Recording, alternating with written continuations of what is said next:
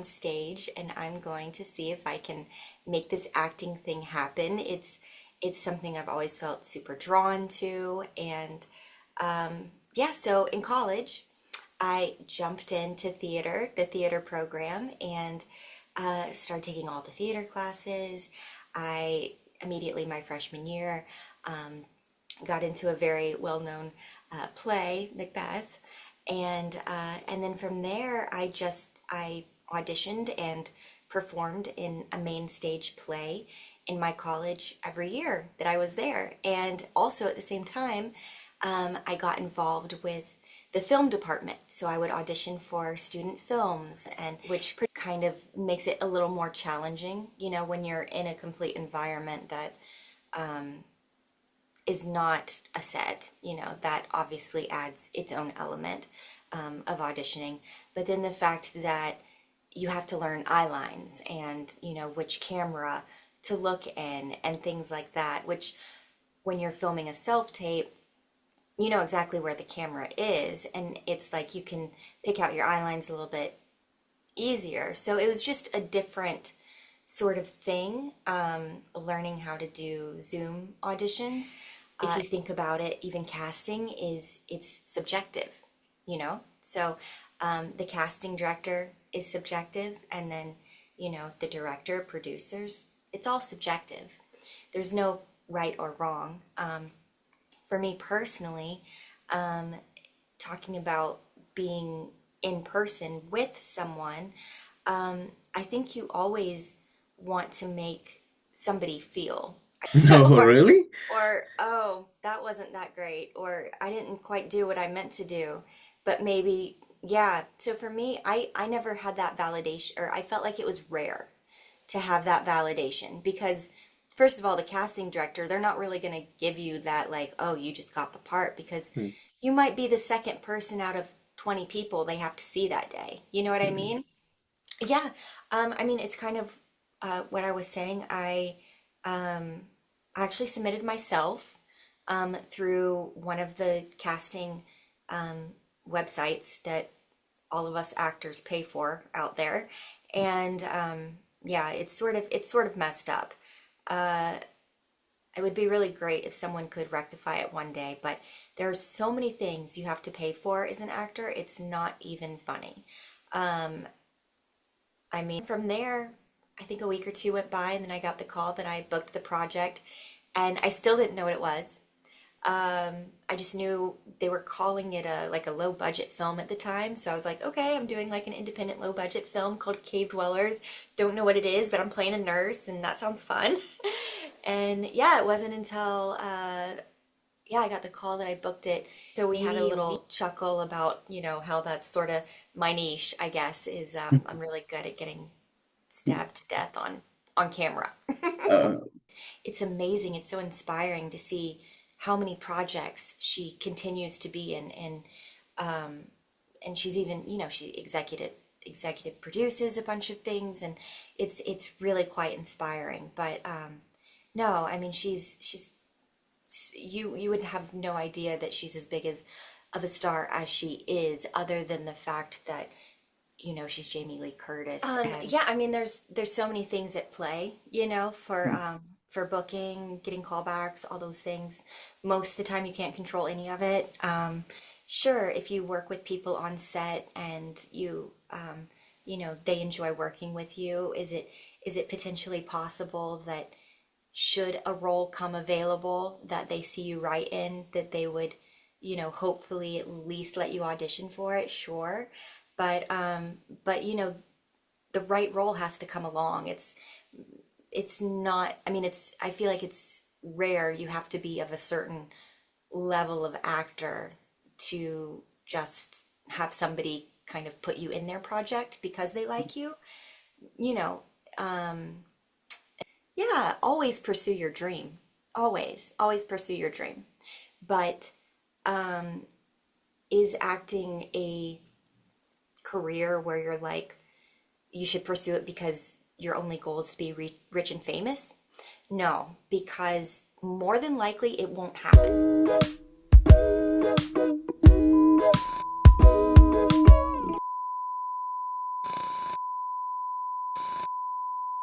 Hey everyone, this is Abhi from No-Budget Filmmaking Podcast, and here with me is Michelle. Hi, Michelle. Hi, how's it going? It's good, it's good. Of course, if you're not familiar with me, I'm Michele Dawson. I was in Halloween Ends, which was the last and most recent Halloween movie starring Jamie Lee Curtis. Coming back is Laurie Strode, which obviously is a part that she made famous in this incredibly famous franchise that started back in 1978.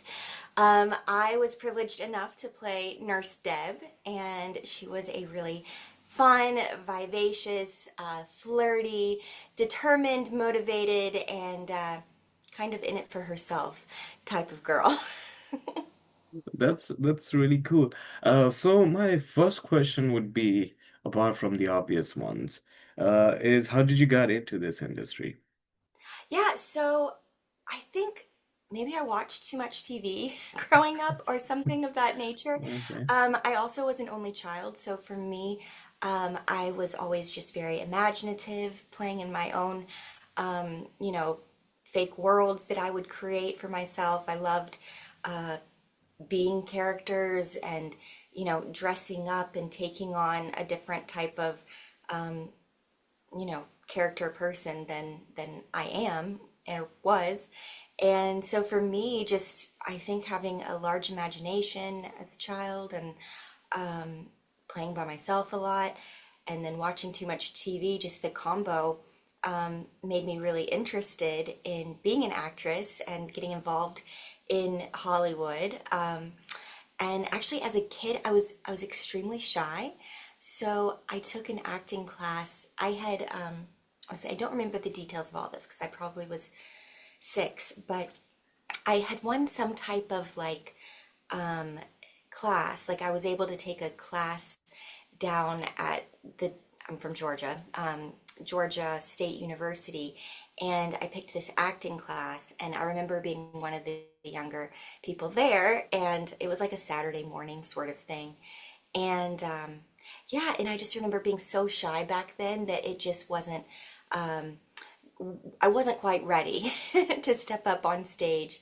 And, as I got older, I ended up spending most of my free time doing gymnastics. I was a competitive gymnast for 10 years. And then after that, I decided that I was kind of finished with my gymnastics career of, training and competing. And that's when I decided, you know what, I'm going to get on stage and I'm going to see if I can make this acting thing happen. It's something I've always felt super drawn to. And yeah, so in college, I jumped into theater, the theater program, and started taking all the theater classes. I immediately, my freshman year, got into a very well-known play, Macbeth, and then from there, I auditioned and performed in a main stage play in my college every year that I was there, and also at the same time, I got involved with the film department. So I would audition for student films and pretty much anything I could get my hands on. Even even before I went to college in Atlanta, I started to look into what I could get myself into in the way of films and short films and who was creating things. And I didn't know what I was doing. I didn't have anybody guiding me.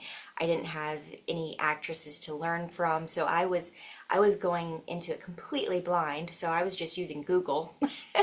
And yeah, I just found like film festivals and filmmakers and started connecting with them and jumping into these short film projects and yeah, continued that. Honestly, I still make short films with my friends. Like the Duplass brothers say, like you should always be creating something. Like on the weekends, you should always be going out and filming something with your friends. So I really enjoy doing that because I really enjoy what I do. I enjoy being on camera. I enjoy, creating. And yeah, so that's kind of how I got into it. Yeah. Well, you're absolutely right about just keep creating something. I think Yeah. the most fun I ever had Well, I've been to different types of sets, bigger and smaller, but the most fun I usually have is in the short films and student films because it's so much fun. They don't take themselves that seriously sometimes. Sometimes people take themselves a little bit too seriously that I don't like. No shade to those guys, but yeah. Yeah, and sometimes, you catch people who have projects that they're really excited about, and passion projects sort of thing. So, yeah, sometimes it can make for really fun environments, or people are experimenting with different concepts, or, yeah, it can be really fun environment. Yeah, and it's more of like uh and it's also more creative. You learn a lot. Yes, definitely, for sure. I feel like I learned so much. Yeah, my very first student films back in the day, I felt like yeah, it really prepared me for being on screen, and because it's a different art form, being on stage versus being on screen. And then also it's a different art form between auditioning and, actually doing the role and filming the project. It's all very different, and minute details and nuanced performance changes between all of those. So after the pandemic, it's mostly self-tape. So, question, when did you move to LA?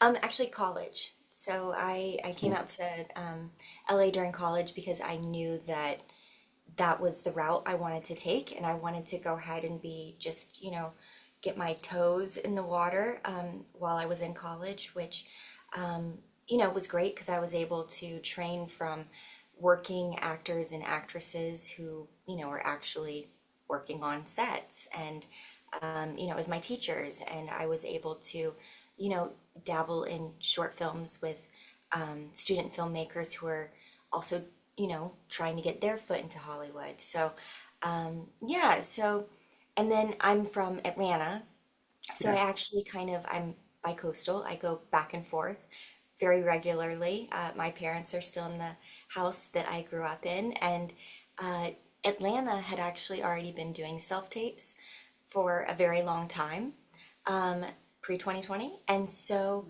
I had already kind of been very familiar with that setup, and also the acting group that I'm in. It's sort of like my acting gym that meets once a week.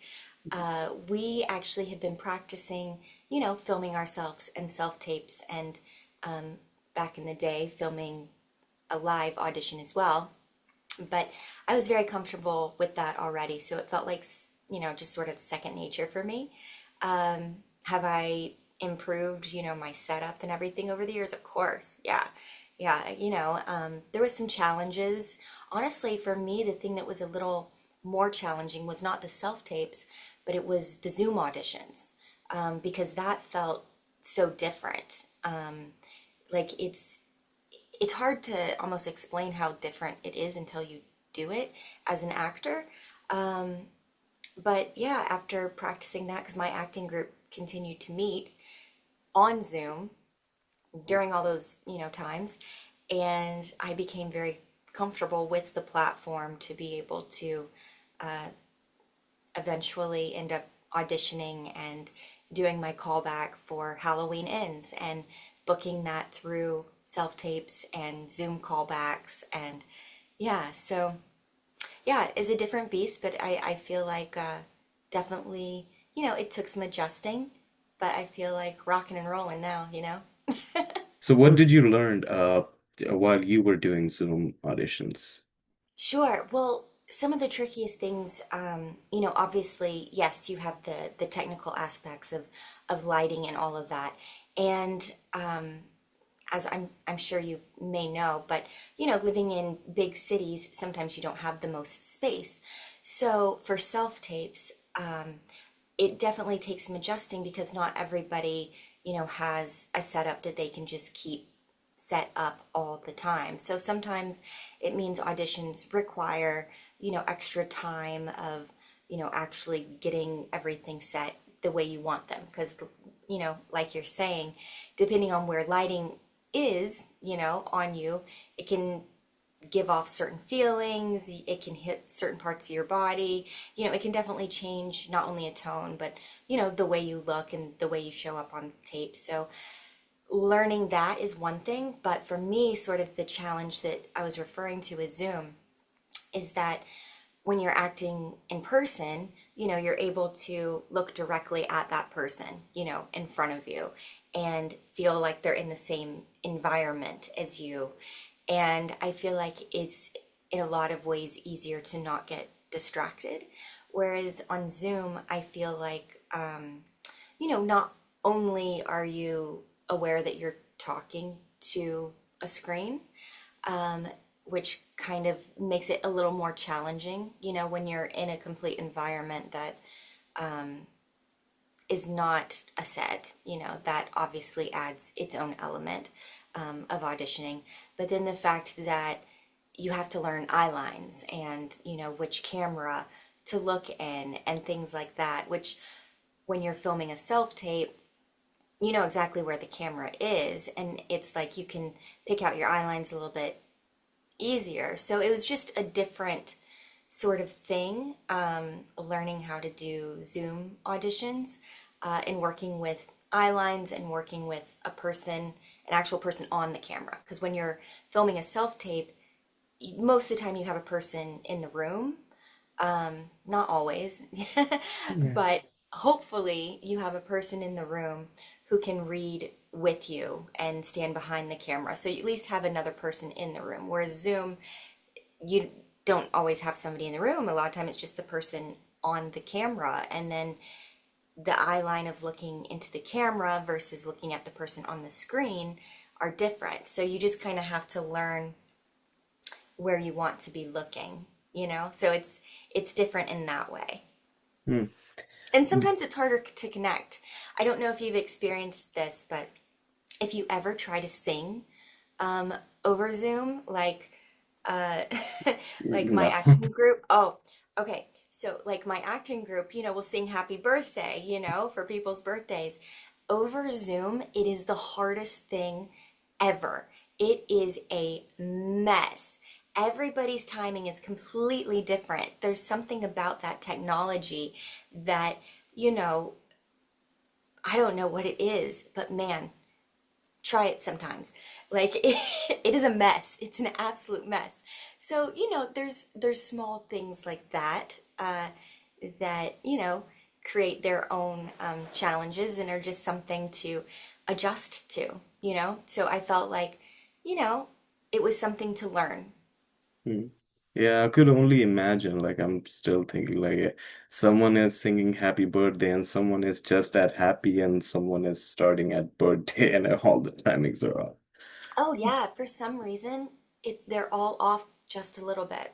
Yep. Everybody has different techniques they use, and there's so many different ways of thinking. I don't think there's you know necessarily one way for everything and one way for auditioning, and I'm sure someone can have great results doing something one way, because if you think about it, even casting it's subjective, so the casting director is subjective, and then the director, producers, it's all subjective.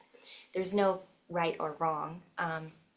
For me personally, talking about being in person with someone, I think you always want to make somebody feel. I think there should always be some connection, but should you definitely prepare your own choices, know, have an idea of what you want to do with the scene. Hopefully you've done your homework and you've read through as much material as they've given you, whether it's a script or a character breakdown or other characters' scripts, whatever you can get your hands on, so that you have an understanding of the tone and, sort of where your character's coming from, where your character's going, all those things.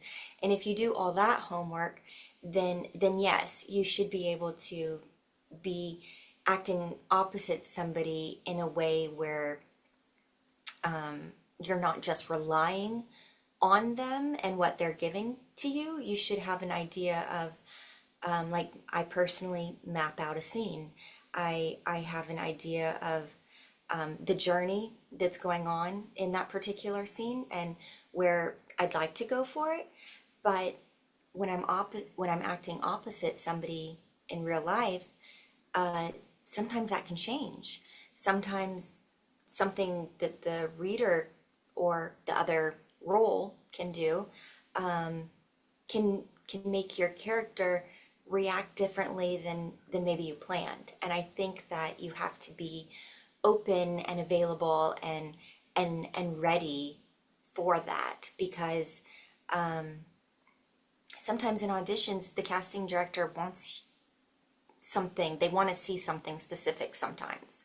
So sometimes they might read something a certain way, hoping that you'll show them what they would like to see that maybe they haven't seen in the other actors they've seen that day. You know, maybe they're like, no one's really hitting this moment that I'd like to see. You know, so they might read it in a way to hopefully nudge you and your character in that direction.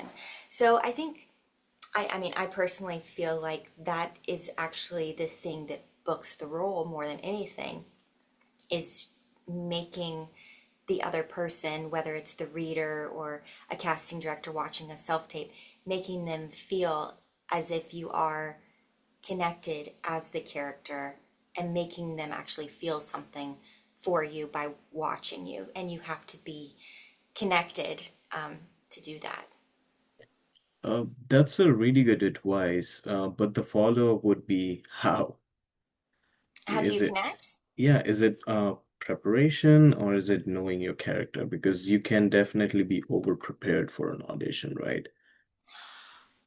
I don't believe there's anything as being overly prepared. To be honest, as Okay. somebody who's also an athlete, I love training.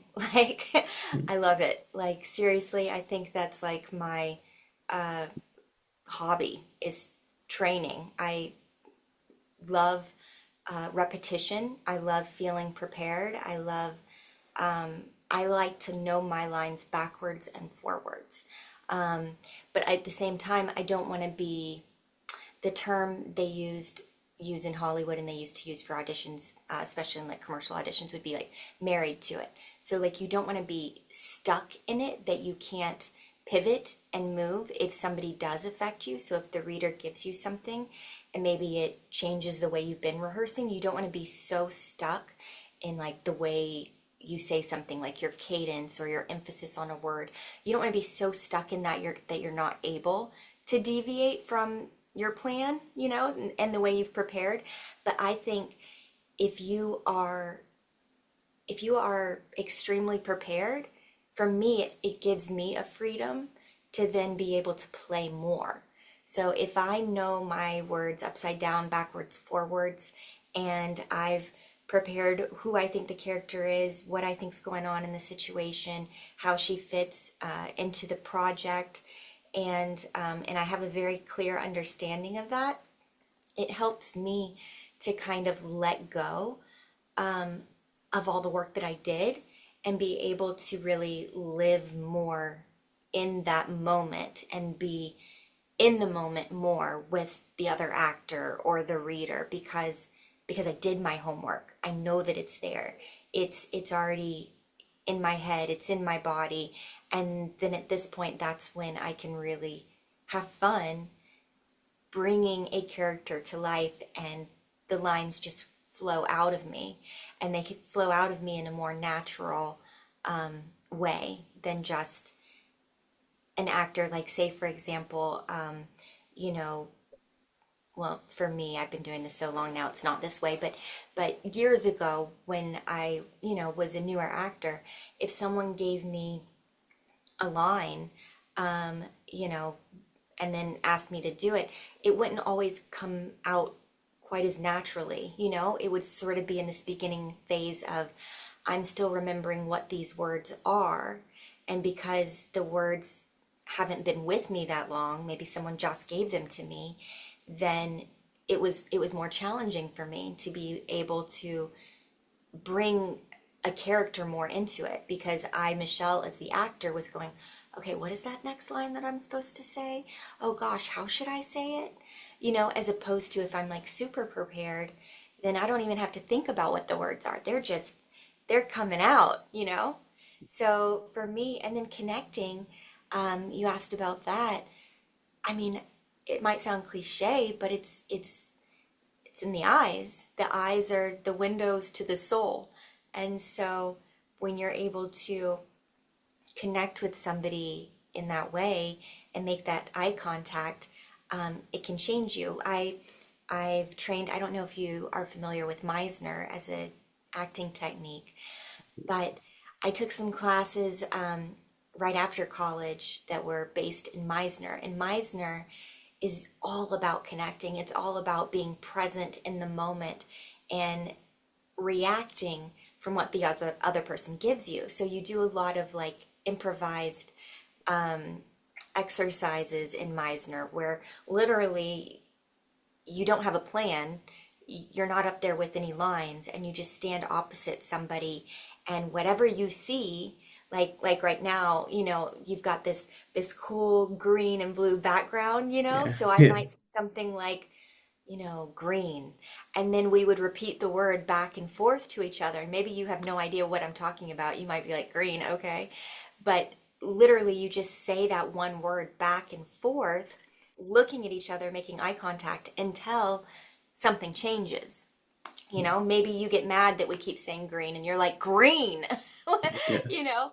And so you just repeat until something changes you. And yeah, so I think for me, that's sort of where the basis of my understanding of creating connection and deeper connections with characters comes from some of that Meisner training.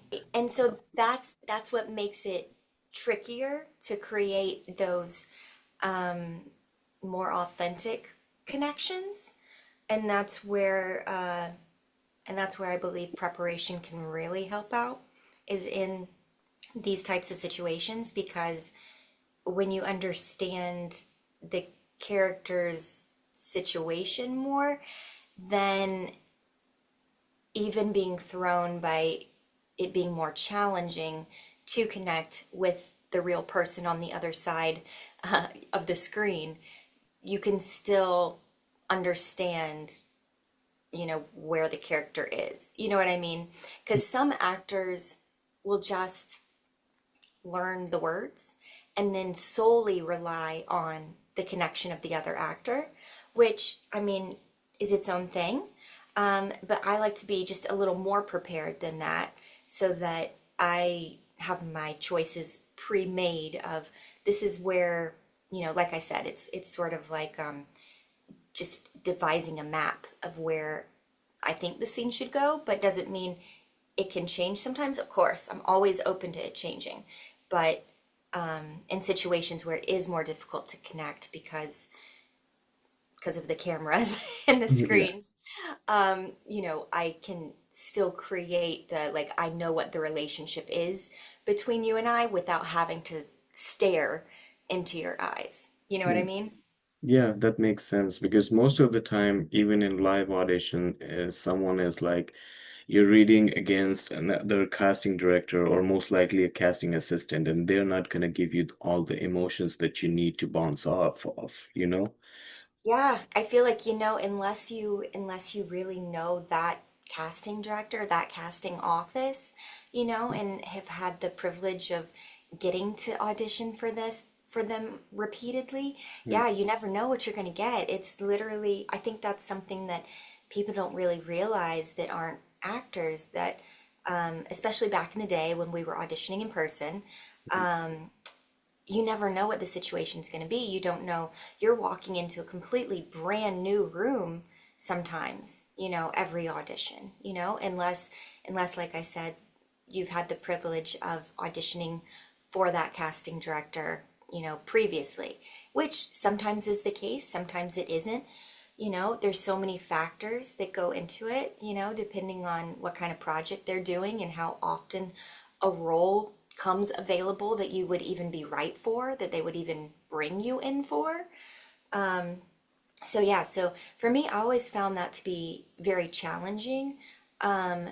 because there was so many aspects that had nothing to do with acting that made just auditioning in person difficult because like if you're walking into a job interview of any kind and you've never been in that building or that room or met that person before, Yeah. you're going to have I mean, I would imagine, at least for me, I would have some type of nerves. It's a completely new environment every time, and you're expected to all of a sudden be so comfortable that you can perform your best, and do it like that because everybody's in a hurry. You don't really have a whole lot of time to get acclimated. When they call your name and you walk in that room, you have a few minutes that you're in that room, depending on how long the audition scene is. Like, say it's just a couple of lines, you might be in and out of that room in like 2 minutes, because Yeah. it's the casting director, it's their job. They've got to get through these people, because they have other things they have to do. So I always found that to be very challenging. So I personally love self tapes because I get to have a controlled environment. I don't have to drive to somewhere that I've never been in town before to figure out where do I park? Where's the front door to the building? Do I have to get a code? Do I have to go by a security person? What floor is it on?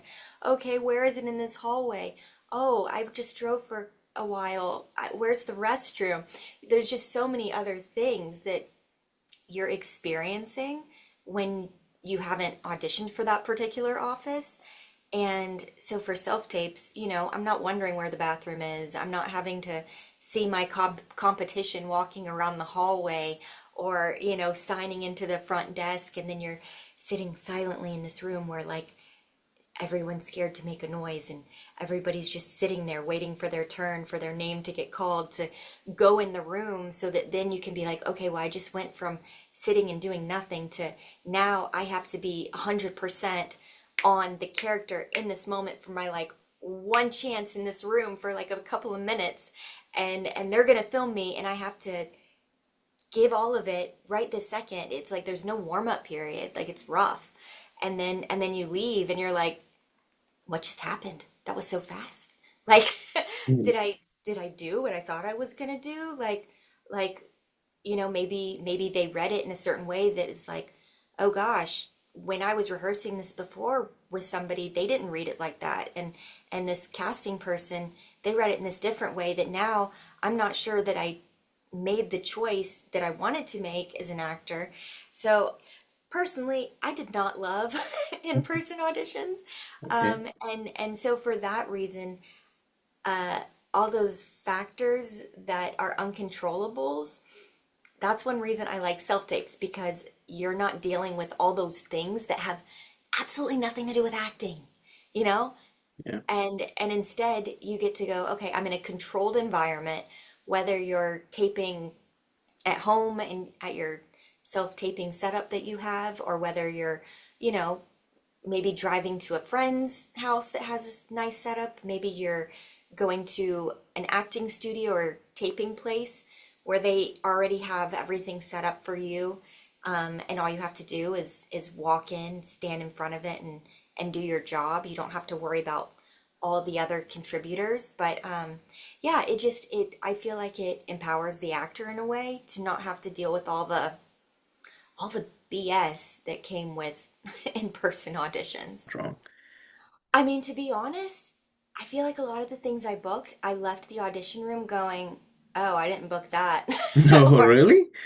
"Oh, that wasn't that great," or "I didn't quite do what I meant to do." But maybe, yeah. So for me, I never had that validation, or I felt like it was rare to have that validation, because first of all, the casting director, they're not really going to give you that, like, oh, you just got the part, because Hmm. you might be the second person out of 20 people they have to see that day. You know what I Hmm. mean? Sure, may they possibly give you like a redirection, like, okay, so actually, because maybe with the material that you were given, maybe you weren't given the full script, so maybe you didn't have all the information to put into your performance about the character. So maybe the casting director might be like, "Oh, when you said this line, this is actually what it meant." and that might change your performance. So in that way, sure, it can be helpful. However, can you send in more than one take when you're doing a self-tape? Yes. Most of the time, most of the time you can, unless the casting director says, please only send in one take. And then from there, if you get a call back, they're going to give you that redirection. So the same redirect that you would get in a room, they'll give you on the callback if you do a live Zoom, you know? Like even when I auditioned for Halloween Ends, I ended up improvising this scene and scenario. David Gordon Green just gave me, he was there and he was like, okay, so now can you, and he gave me this scenario, and I at this point still didn't even know this was a Halloween movie. And so, but he wanted me to be scared of something coming in the door and coming at me and wanted me to scream, and he just kind of let me go, and I improvised a whole bunch of stuff even though I didn't know exactly what I was doing or what was going on or exactly what the situation was. I just kind of improvised. And yeah, so I feel like you can have those moments most of the time, those moments that you would have in the room if you were in person, even if you're on camera. I mean, yeah, a lot of people will say, "Oh, sure, you don't get the feedback in person," or they like to say hi and bye to the casting director, or that sort of thing. For me personally, though, I didn't really, I don't miss it. Okay, how was the whole process for Halloween ends was? Yeah, I mean, it's kind of what I was saying. I actually submitted myself through one of the casting websites that all of us actors pay for out there, and yeah, it's sort of messed up. It would be really great if someone could rectify it one day, but there are so many things you have to pay for as an actor. It's not even funny. I mean, I don't know that it would have changed my decision to pursue this had someone told me this to begin with, but I feel like it's gotten worse and worse and worse over time. It's like everybody wants to make a dollar off the actor. And so there's different sites that you have to upload your resume and your pictures onto in order for your agent or yourself to submit you to projects. So, it's long. I'm sure you're semi-familiar with this, but anyway, to sum it up, that's kind of how it goes. There's a whole bunch of sites that we pay for, even IMDb. If you want your picture up on IMDb, that's another thing you have to pay for as an actor. Yeah. Like everything is a paid for thing. You pay for everything. It's insane. And some of the prices of these different sites, there's this one site I was on the other day that I rarely go on. Like I have only one headshot on there. And I was like, oh, I want to update this headshot. I've had it on there a couple of years now and I have newer ones. And I went to update it and they want you to pay just to change that one picture that you have available on the site. And then heaven forbid you want to submit to a project, they want to charge you like $200 a year if you want to submit yourself. And that's just one site. There's like at least four sites that like your agents want you to be on so they can submit you for projects. Anyway, sorry, sorry about that tangent, but yes. Okay, so for Halloween Ends, I submitted myself via one of the casting websites, and from reading the breakdown, I just felt like it was a role that I could play. It didn't say anything about it being a Halloween movie. It didn't even say, I don't even think it said my character's name. Well, it may have. But I was like, oh, she's a nurse. Okay, cool. I have nurse energy. I could play a nurse. And from the way they described her, she sounded really driven, motivated. And I was like, that's something I can connect with. And so I submitted myself. They sent me an audition invitation, which was a self-tape audition, which was basically they sent me some sides, which were very similar to one of my scenes in the movie. Not exactly the same, but very similar. And once again, I still had no idea what the project was. They were going by, a fake name at the moment called Cave Dwellers to keep it, kind of hush hush. And yeah, so I taped my audition from the audition sides. It happened to be like a day or two before Thanksgiving that I got the invitation. So I was kind of like, oh, okay, I'm gonna hurry up and get this done so that I don't have to worry about it Thanksgiving Day. I can have it turned in, go enjoy my turkey with my friends and hang out. So that's what I did was I kind of got it done kind of quickly after it came in, and then I think it was maybe 2 weeks later that I got a call from my agent. Or actually, no, that's when I booked it. Sorry. I don't know when it was. Maybe a week or two afterwards, I got an invitation for a callback, and the callback was going to be live via Zoom with David Gordon Green, the director, and the casting director.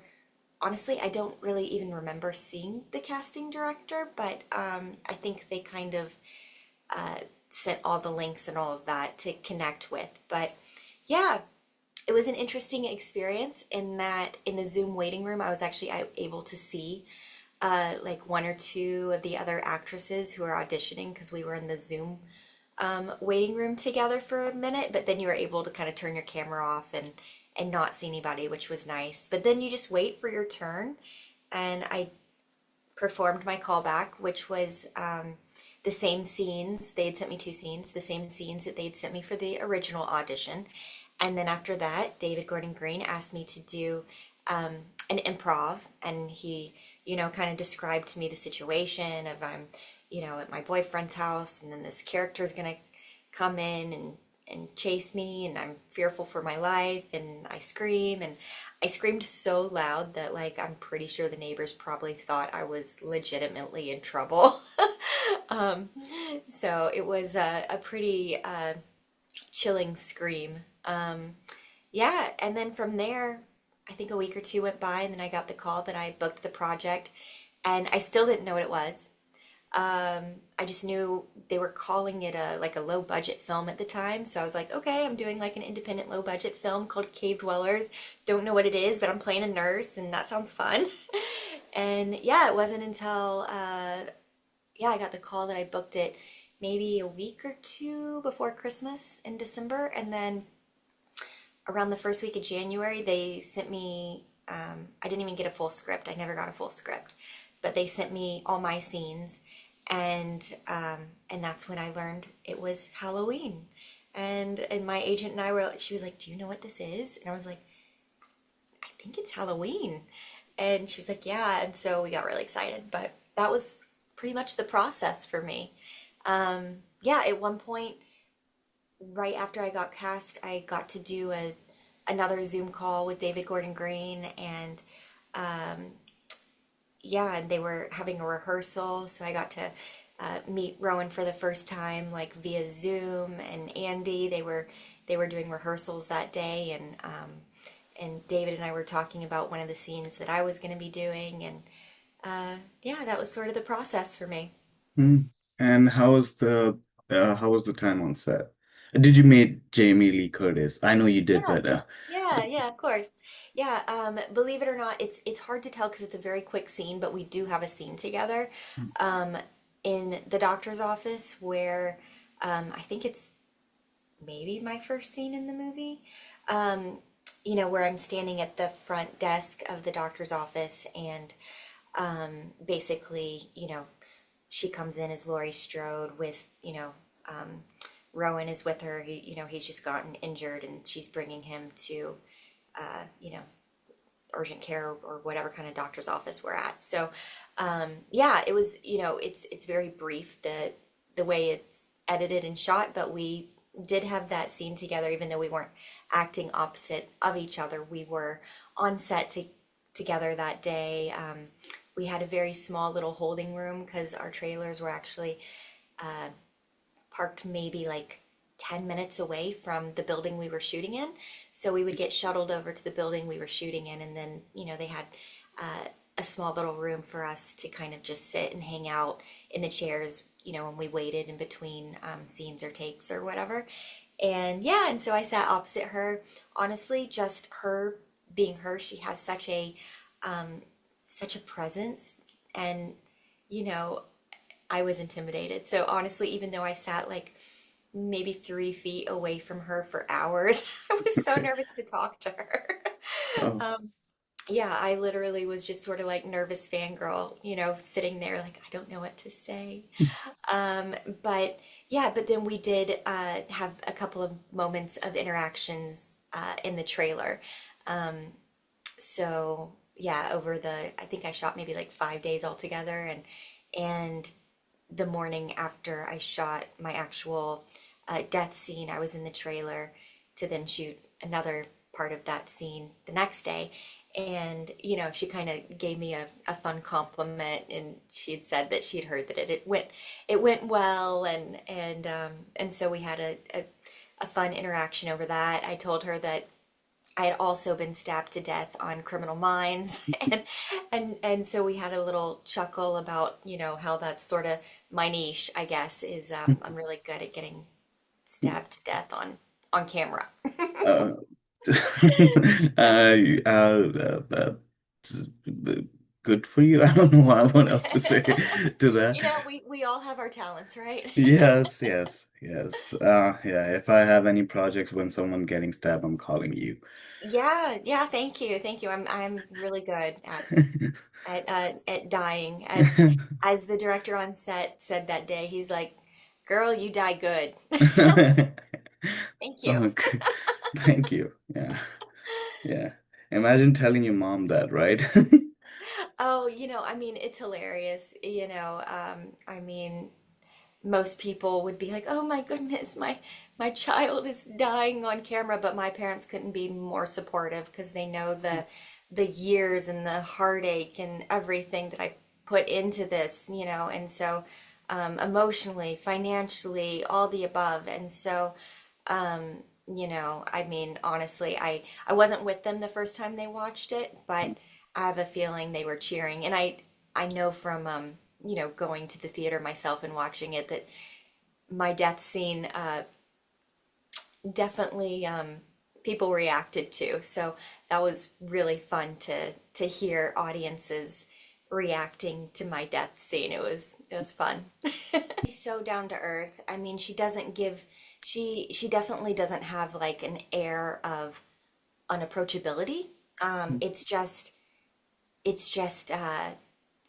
I mean, for one thing, I'm kind of petite, and she's a little more statuesque, and Yeah. so just her physical presence, and then she just exudes this like witty confidence.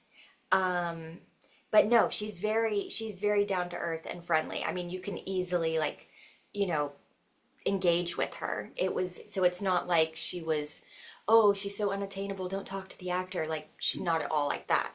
It was just, I was intimidating because it's like, here's somebody who's Hollywood royalty, Yeah.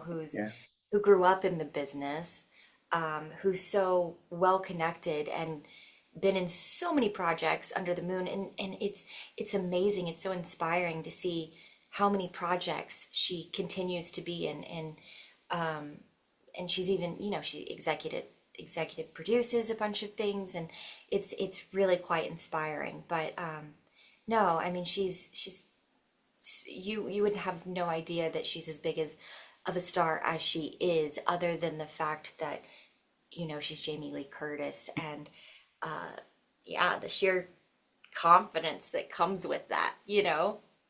She's an Oscar winner Yeah, actress. yeah.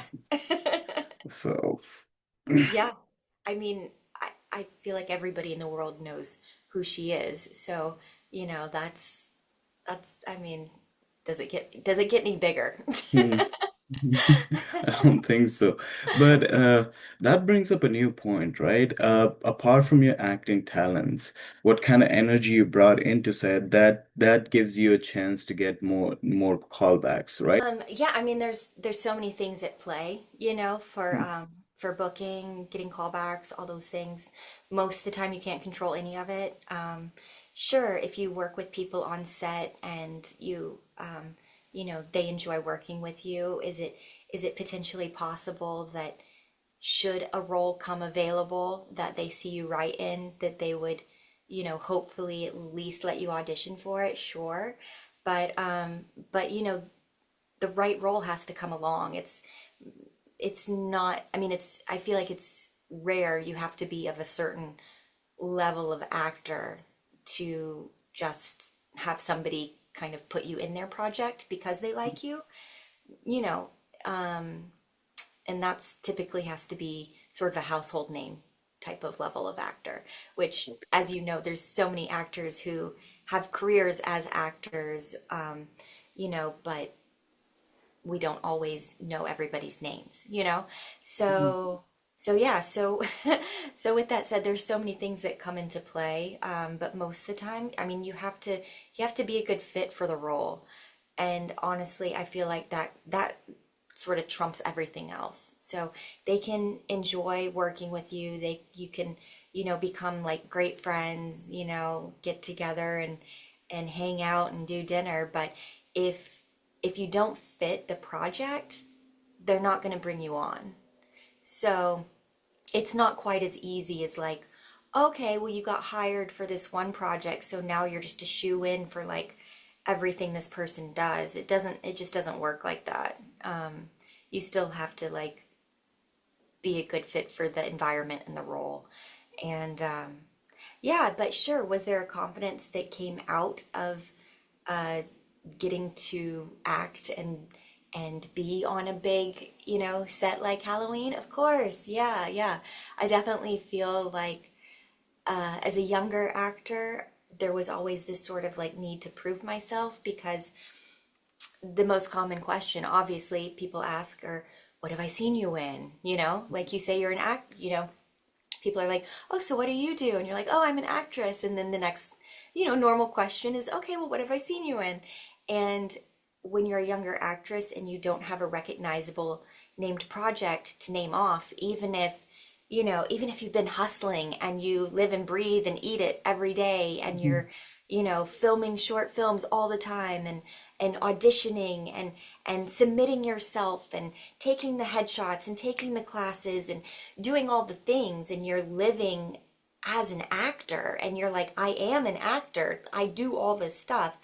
If you don't have a recognizable thing, then, person in, whatever, name a part of the world that maybe isn't quite as familiar with how Hollywood works, they're gonna be like, oh, well, how, okay, well, I don't recognize anything that you've been in, so maybe you're not an actor. So I feel like me particularly, I'm sure other people can probably relate that it's hard when you're like, I'm an actor, but you don't have something recognizable to say that you've been in. So there was definitely a confidence that came from being in a project that people know worldwide. Someone who's listening right now at any stage of a stage of their career, either they want to start, they're early, or they're stuck in somewhere, or they're almost on the way to quit. What would be your advice to them? I mean, to be honest, it's a hard road. It really is. But I would say anybody that has any sort of passion or dream in life, and if you feel like you have a natural tendency or ability, and you are prepared to put in what it takes to get to where you want to be, then do whatever that is, whatever it is that you want to pursue, whether you're like, I want to go to space, or I want to be the best brain doctor in the world, or I want to write a musical, whatever it is. I mean, I would say if it's something that you feel like it's in your heart and you can't let it go, and then yeah, make a plan, be smart about it, do your research, know what it's going to take.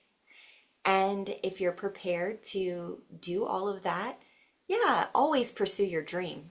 Always pursue your dream. But is acting a career where you're like, you should pursue it because your only goal is to be rich and famous? No, because more than likely it won't happen. like like the level of being like rich and famous is is so rare. I mean, even in the SAG-AFTRA union, I think they say that potentially like 1% of all of the members actually only make their living from acting. Like that's their primary income. Most other actors, you have to, there's other things you have to do. You have to supplement your income. So if you're prepared and you have a passion for it and you are going into it knowing I'm doing this because I love to do it, but I'm also prepared to know that I probably need to do some other things with it.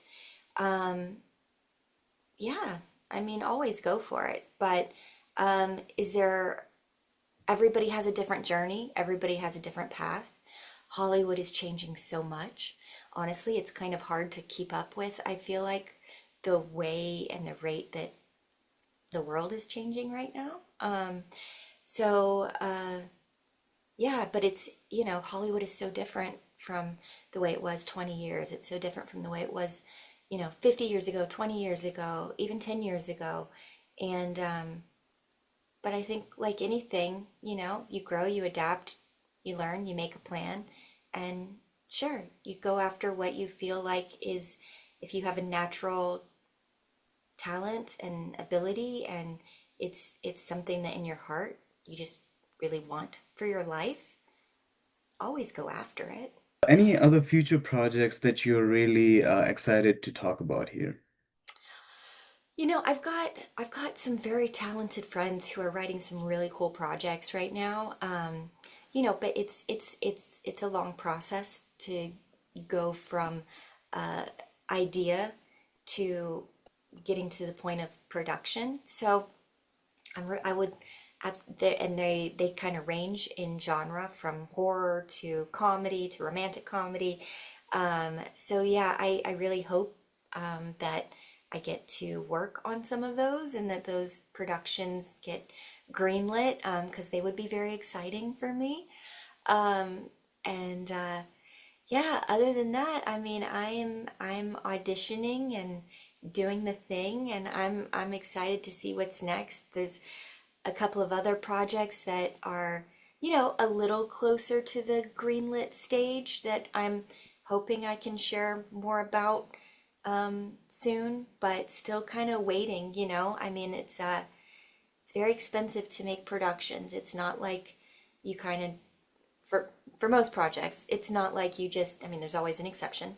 It's not like you just go, okay, cool, I've got this amazing script, awesome, and I've got my funding of $10 million. I'm gonna go make my project.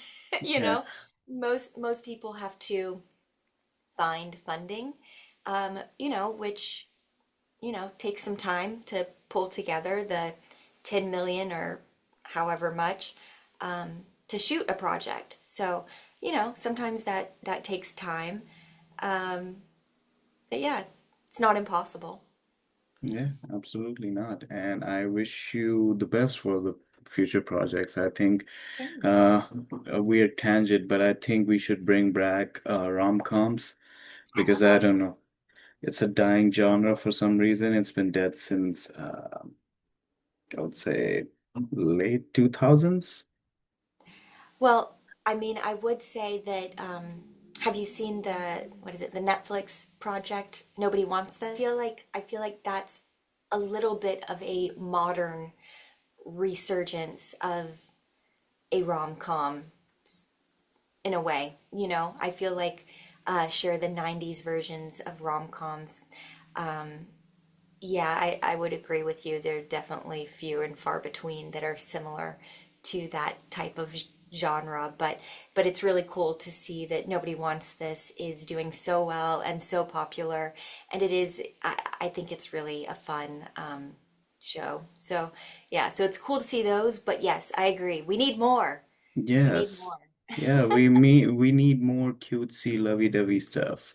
Yeah, I Yeah. mean, I feel like that's why a lot of us enjoy watching things, right? We want to escape. We want to jump into something where we know it's sure it's going to have its up and downs, but hopefully it's going to end in a positive and make you feel good and hopefully make you laugh along the way. Yeah, absolutely.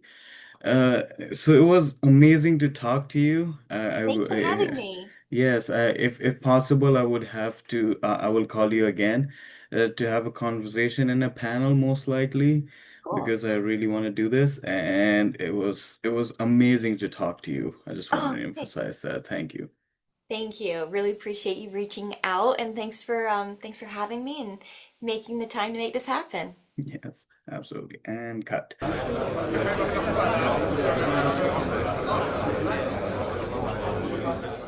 Please, please, please, I'm begging you. Please. I'm desperate. I don't know what to do.